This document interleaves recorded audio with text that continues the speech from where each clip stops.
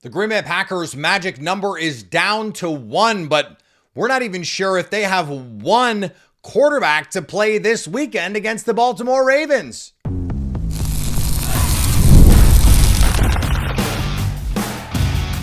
You are Locked On Packers, your daily Green Bay Packers podcast. Part of the Locked On Podcast Network, your team every day. You are Locked On Packers, part of the Locked On Podcast Network, your team every day. I'm Peter Bukowski, and I cover the Packers for The Leap, a newsletter I would love for you to subscribe to. Subscribe to the podcast wherever you get podcasts, iTunes, Spotify, Google, wherever you get podcasts. You will find Locked On Packers, the number one Packers podcast on the internet, and the show for fans who know what happened, they want to know why and how. Thanks to everyone who makes Locked On Packers their first listen every day.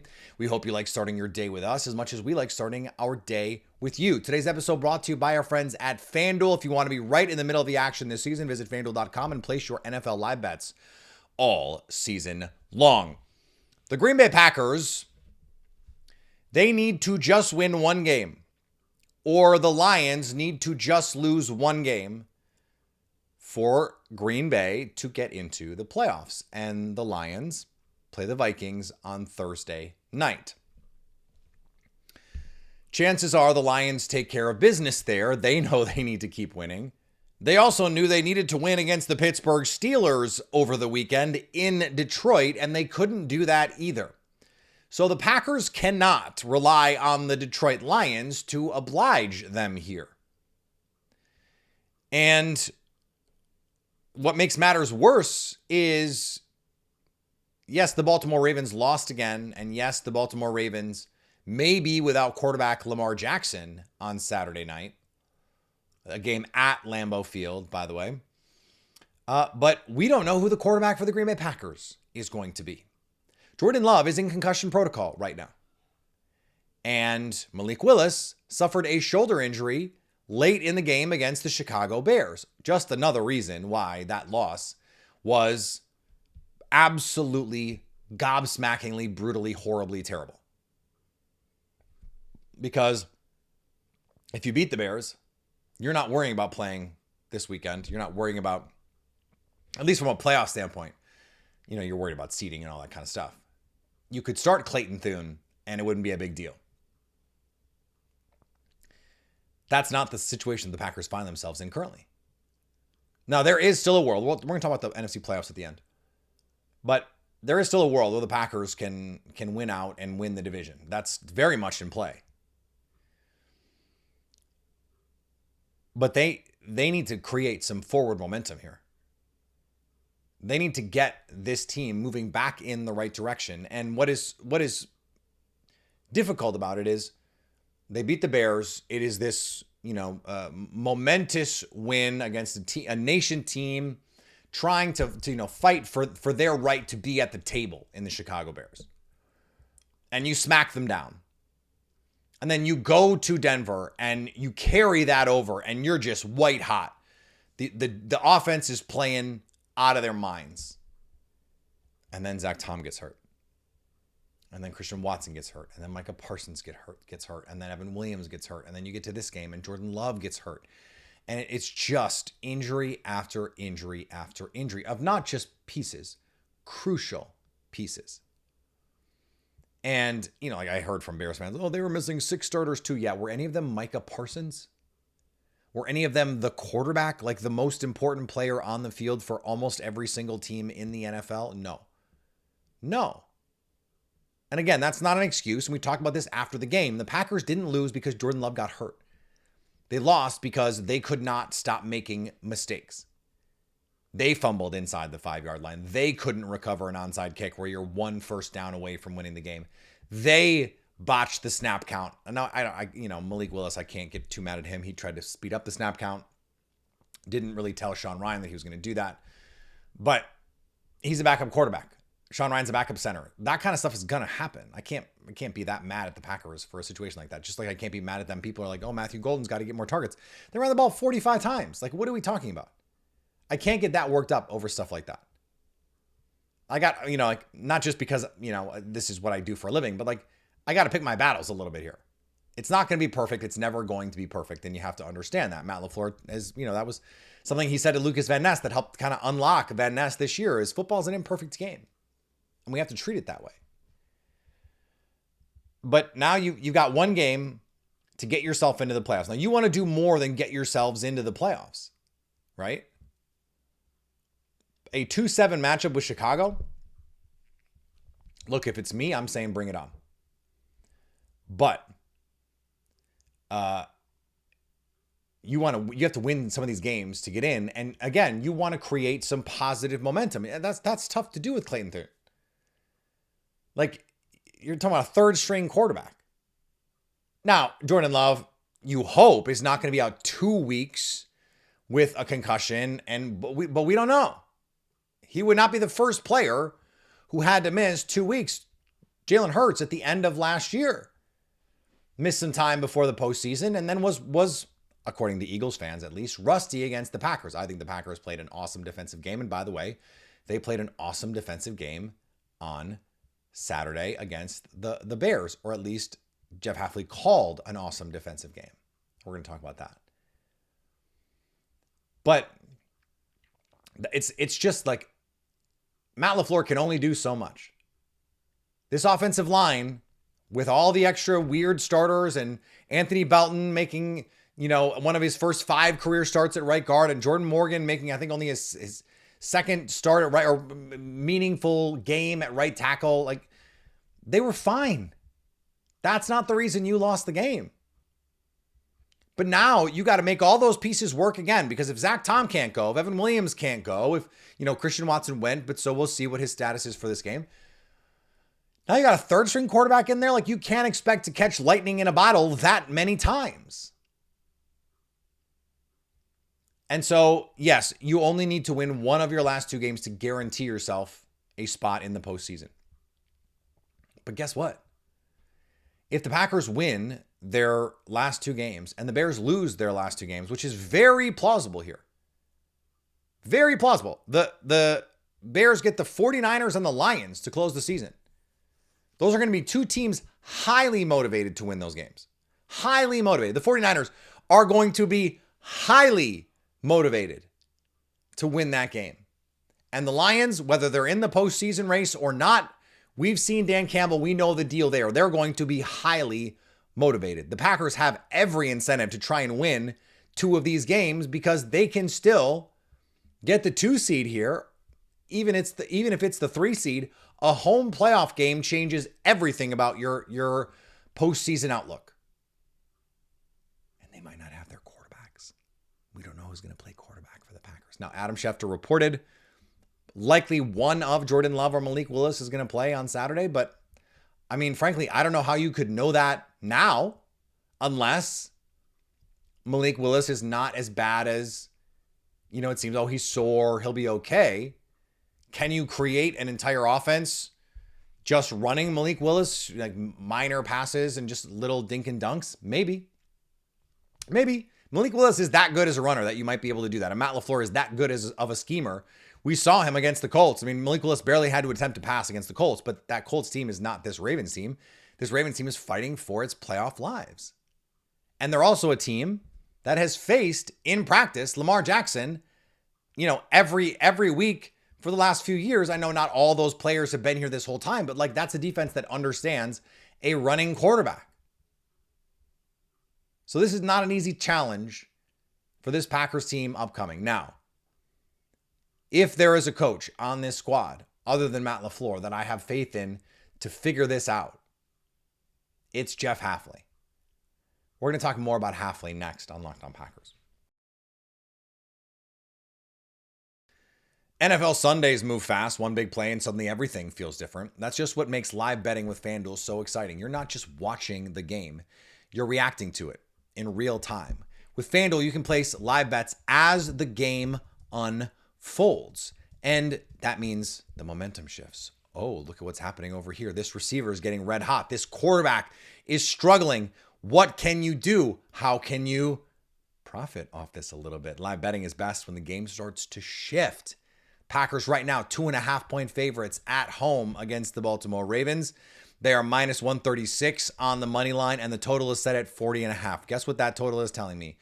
They do not think the quarterbacks are going to play in this one. They think the odds makers, our friends at FanDuel, think this is going to be Tyler Huntley against Malik Willis, because that is a low number for these two teams. A Lamar Jackson, Jordan Love total is not going to be 40.5. I'm telling you that right now. So if you want to be right in the middle of the action this season, visit FanDuel.com and place your NFL live bets all season long. FanDuel, the game moves fast, and so can you. Thanks for making Locked On Packers your first listen. And thanks for making Locked On the #1 sports podcast network. If you haven't already, go check out the new Everydayer Club. You're going to get an ad-free audio feed for Locked On Packers that is compatible with Apple Podcasts, Spotify, and every other major podcast app. Plus, an invite to the members-only Locked On Everydayer Club Discord server, which includes a group chat just for listeners of this show. I'll be in there, rabble-rousing a little bit, and we're going to have a great time. We have built an awesome community here at Locked On Packers, and I want you to be part of it. The Discord server is a great way to filter out all of the noise that you can get on social media and just get like-minded Packer fans together. So lockedonpackers.supercast.com is the URL, or click the show notes to learn more. After I rewatched Packers Bears, and look, it was not an easy rewatch. Jeff Hafley basically doubled his blitz rate for the season. Like 24% blitz rate on the season. He was over 50 against Caleb Williams. And for 3 quarters, it worked. And not just for 3 quarters, for 58 minutes. It wasn't until the onside kick where Romeo Doubs can't complete the play. At that point, and this is, look, I compared Russell Wilson and Caleb Williams. I stand by it, absolutely stand by it. And so when you look at it, Caleb Williams was completing less than 50% of his passes. We're talking about a guy that had 150 yards before those final 2 drives, and then goes out and has this incredible final 2 drives. But Jeff Hafley, over the course of the game, had done a terrific job of scheming up opportunities for this defense, of negating opportunities for this Chicago Bears offense. And the issues that they had were not structural. Like the game tying touchdown, for example, is a pretty simple route concept. It's just essentially smash. You got a hitch on the outside, and from the slot, you're running a corner. And so I thought live, that was, it was a switch release. And so Nate Hobbs and Keyshawn Nixon had to sort that out. And because Nate Hobbs is not the normal slot, you didn't have the communication you would normally have in a circumstance like that. And so it ended up, you bust the coverage and you give up the game tying touchdown. That's not what happened. Keyshawn Nixon is outside. Nate Hobbs is inside. Now, who is supposed to have who in the zoo? I can't tell you for sure because I don't know what the call is. But both guys react to the quick route. Now, part of the reason why both guys are reacting to the hitch, presumably, is because it is an all-out pressure look. It's a zero pressure situation where you're expecting that ball to come out quick. And if you don't have a throw to the middle of the field, which is where teams like to attack zero pressures, the Packers like to attack zero in the middle of the field. Coincidentally, I think the greatest zero pressure thrower ever is Russell Wilson, because he used to just throw these moon balls to the middle of the field in his prime that were just like always right on the money. It was just like, oh my God, why would anyone zero blitz this guy? He just always kills it. This was an outbreaker. My suspicion is that it was Nate Hobbs. But again, they're thinking the ball is coming out quick, that Caleb Williams is reacting to, oh no, the pressure's coming. I got to get the ball out and I'm going to throw this quick. It's 4th and 4. The hitch is enough yardage for the first down. Now, whether or not they would have been able to complete it with Keyshawn Nixon breaking on the ball, I don't know. But Caleb makes an unbelievable throw and you get the tie game. Now you still have to do the whole thing in overtime. And the Packers go down and, the offense biffs it. They fumble on 4th down. And Caleb, again, makes an unbelievable throw on a 55 air yard throw or whatever it is with, less than a yard of separation. It's an unbelievable throw. Caleb is such a weird quarterback in that he can be bad for 3 quarters and then make 3 or 4 of the most unbelievable throws you've ever seen and win the game. I really think he's Russell Wilson. With the right coach, with the right defense, they can win a ton of games. Russell Wilson won a Super Bowl. Probably should have 2. I don't think that's out of the realm of possibilities for Caleb Williams. I really don't. I don't think he's ever going to be like the famously Russell Wilson has never gotten an MVP vote. I think that is more likely than not going to be Caleb Williams' outcome because he's just not consistent enough, just not accurate enough. One of the reasons why they're having to come back in these games is because he's not good enough. He's not consistent enough down to down, play to play. To my point here, in 2 first halves of play against the Chicago Bears, the Packers have allowed 3 points. 3 points. They did not allow a point last week. They allowed 3 in the first meeting in the first half. It's pretty good. That's pretty good. And if you look at the flip side of that, the Packers have punted 3 times in 2 games against the Chicago Bears. Like, that's freaking crazy. And it's 2 games that came down to final plays. Like that, it just should not have happened. And it just took a bunch of fluky nonsense. And guess what? In 2010, the same thing happened. I don't want to gild the lily on the 2010 comparisons, but like the Packers, I thought were clearly better than the Bears that year, but the Bears won more games and the Packers had to go to Chicago in the postseason. And early in the season, the Packers had a game where I thought they were better. They fumbled along the sidelines. The Bears recover. The Bears win. And then the last game of the season, the Packers are fighting for their playoff lives. The Bears are playing for nothing, but they play their guys. Lovie Smith, for some reason, plays their guys. And the Packers win this like grinded out game where Jay Cutler throws a bunch of interceptions, and it still took final plays kind of stuff for the Packers to win that game. And we remember what happened the rest of that postseason. It feels a little bit like that, where like, I know in my heart the Packers are a better team. I've seen this defense, even without Micah Parsons, clamp this team with different styles of play now. And yet you're 1-1 against them. I think the Packers in a rematch. I was texting a friend. I was trolling him a little bit, but I was like, the Packers by 10 in a rematch. I just don't think this Bears team is that good. I think they're a good team, and the Packers are better even without Tucker Kraft, even without Micah Parsons, even without Elton Jenkins and all the guys that are out for Green Bay, the vital pieces. Because I think Jeff Hafley is that good as a defensive coordinator. I think he's a special coach. And I've said this before, and I'll say it again. Enjoy watching him coach. This is going to be the last year he's a coach in Green Bay. But that is all the more reason you have to go maximize this opportunity right now. Right now. Because who knows who Matt LaFleur is going to hire next? Who knows if Matt LaFleur is going to be the coach? And if he's not, how do you know the next guy is going to be any better? There's still a lot of questions here for the Green Bay Packers. And so you got to enjoy this now. You got to give yourself every opportunity to go take advantage of a wide open NFC.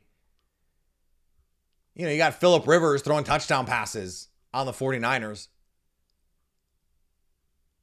The Lions, a shell of themselves. Who knows? Who knows? And you feel like you're better than the Bears, the Rams, Seahawks. They can look bad in a given week. Who knows what's going on with those teams when, this is an opportunity for the Packers to go do it. I want to talk about that opportunity next on Locked On Packers. Car shopping should feel exciting, not confusing. And with CarGurus, you can get the confidence that you deserve. They cut through all the noise so you can actually see the best deals on the cars you want, because when it comes to a big purchase, you deserve the best deal. And CarGurus makes the whole process simple by giving you real information, real deal ratings, and more listings than anyone else, so you can shop the way you want. Use CarGurus deal ratings to compare cars quickly without having to guess whether the price is fair. You'll love being able to filter by everything: mileage, trim, features. So only the cars that you want are the cars that you see. Plus, the in-depth vehicle reviews helps you understand what ownership actually looks like, not just how the car looks online. CarGurus connects you with trusted dealerships for a transparent and hassle-free buying experience. With over 4 million listings, the most of any major online automotive marketplace, you'll always find the best deal. Shop the way you want with the tools, data, and unbiased ratings that make it easy. Buy or sell your next car at CarGurus.com. That's CarGurus.com. CarGurus.com. Right now, the Green Bay Packers would be the 7 seed in the postseason. But there is still a set of circumstances that could have the Packers be the 2 seed. They are, unfortunately, a half game behind the Philadelphia Eagles. So if they were to ultimately win the division, they'd have to get to 11-5-1. The Eagles could get to 12-5 and jump them for the 2 seed. The Packers could be the 3 seed. But the Chicago Bears are currently 11-4. If they lose out, they go to 11-6. If the Packers win out, they go 11-5-1, and they would jump the Chicago Bears. As I mentioned, the Bears have the 49ers, who didn't exactly cover themselves in glory against Phillip Rivers on Monday night in a dogfight against that team. On the road, though, things happen, and it's a weird league. That's a desperate team in Indy. Shane Steichen's a really good coach.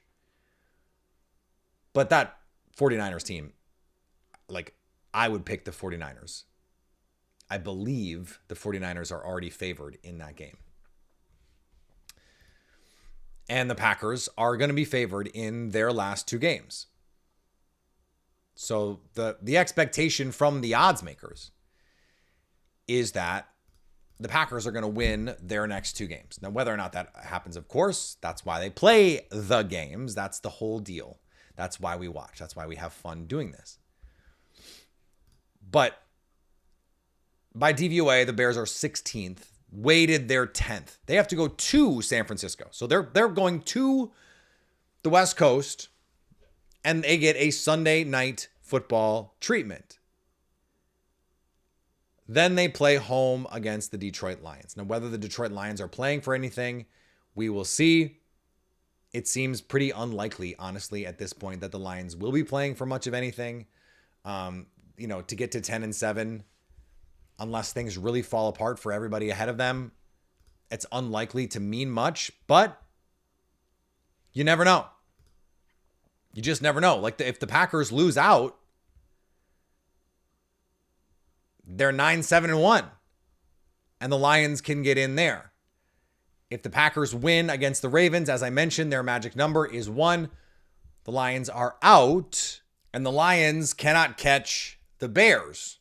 The 49ers already clinched the playoff spot. So the Lions would be playing for pride in the last week of the season. That's not to say that they wouldn't be up for that game. And in fact, I think that they would potentially be very up for that game. Playing spoiler, it would be like a season that you put so much energy into. If you're the Detroit Lions, you thought you were going to be a Super Bowl team, and you're playing your old offensive coordinator in the last week of the season. You got nothing on the line. You don't think Dan Campbell's going to call 16 trick plays in a game like that? That's why there is just still so much here for the Packers. Beat the Ravens this weekend. San Francisco, do your part and beat the Bears next weekend. And it could be a winner-take-all sort of playoffs at the end of the Week 18, even though the Packers and Bears would not be playing. It would be, hey, if the Packers win and the Bears lose, the Packers win the division. It would be a huge thing for this Packers team. It would be the first division title for Jordan Love. It'd be the first division title for Matt LaFleur post Aaron Rodgers. It would be a big damn deal. And that's not the only reason to want them to do it. Of course, you want them to win the division. You want them to have a home playoff game. All that stuff is important here too. But you have plenty of reasons to keep fighting here. I know it felt like after the Broncos game, and we talked about it, like if after the Broncos game, Evan Williams, Zach Tom, and Christian Watson, in addition to Micah Parsons, were all out, you just go, what is the point? Get to the playoffs and lose again? Like, who cares? Maybe that makes Matt LaFleur's job a little bit safer. I think Matt LaFleur should be safe anyway. I don't blame any of this on Matt LaFleur. I certainly don't blame the Bears game on Matt LaFleur.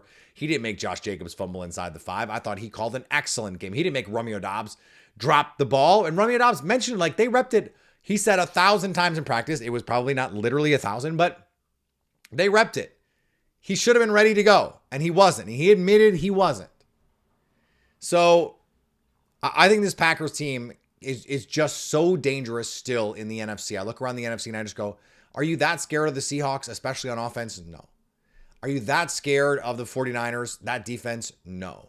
Are you that scared? I'm not scared of the Bears at all. I would love a 2-7 Bears rematch in Chicago if that's how it played out. If they win one of these last 2 games for the Bears. And I think it's very plausible, by the way, that they lose the last 2 games. They won their Super Bowl. They beat Malik Willis. That was their Super Bowl. Ask their fans. They're celebrating this like they've never celebrated a win in the regular season ever before. The world is changing. Everything is different now. Everything is different now for the Chicago Bears, except I don't know why you would really think that. You beat Malik Willis and half the Packers' best players are on the field. But, if that's how you want to live, if that's how poverty-stricken your franchise is, go ahead and go celebrate. That's fine. That's fine. But it starts with beating Baltimore this weekend. You have to do that. You have to get that piece of it as you move forward here. And as we said at this top, like, we don't know who the quarterback's going to be. In as wide open as the NFC has been in years, the Packers in a must-win game for their playoff seeding. If you want to still win the division, we don't know who their quarterback is going to be because of injuries. It really does just beggar belief. It really does. It's unbelievable. And yet it is totally believable if you followed this team for any length of time. So we'll be back tomorrow. Lily Zhao, our pal, will be there with us to bring you more of this. We'll see about a crossover. I know it's the holidays. I also have some stuff going on, some family health issues that we're working through. And so we may or may not see you later in the week. We will definitely be there with you this weekend when the Packers play the Baltimore Ravens on Saturday night. We'll be live after the game for 30 minutes here on Locked On Packers and then 60 more minutes on the Locked On Packers Squad Show. Thanks for tuning in to Locked On Packers. Make sure you subscribe and follow Locked On Packers to get all of the latest episodes. Follow me on the social medias. Follow the podcast on the social medias. And if you need a last-minute holiday gift or someone keeps asking what you want, make it easy. Ask for the Everydayer Club. Ad-free episodes of the show, exclusive Discord server access, and more. Subscriptions can be gifted through lockedonpackers.supercast.com. For those of you on video, we send you the first ever 24/7 national NBA YouTube channel. On audio, we make your second listen Locked On NFL and stay Locked On Packers.